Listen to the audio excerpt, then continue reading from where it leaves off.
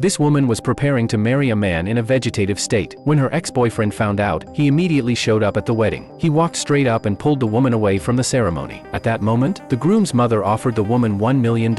Hearing such a large sum, the woman quickly ran back onto the stage. She picked up the microphone and confessed her love to the groom. Then she kissed him in front of everyone and said she was willing to marry him. Looking at the bank card with $1 million, the woman felt overjoyed. But to get even more money, she decided to take good care of her husband. However, she teased the bedridden man every day. She even put a wig on him for fun. But her curiosity wasn't satisfied. She actually decided to try waking her husband up. She tried to wake him with a smelly sock, but he still lay there unresponsive. Just as she stopped teasing him, she suddenly noticed his heart rate speeding up. When she looked down, she realized she had stepped on his oxygen tube. Panicking, she started doing CPR on him, but the man didn't respond at all. The woman realized she had made a huge mistake, so she decided to run away from the house immediately. While packing her things, she kept complaining about her bad luck for marrying such a man. Just as she was one step away from escaping, the man's mother called out to her. She told the woman that her husband had an emergency. The woman knew everything had been exposed. The mother-in-law told her to be mentally prepared. The woman became terrified and started praying to God for mercy. But to her surprise, her husband had actually woken up.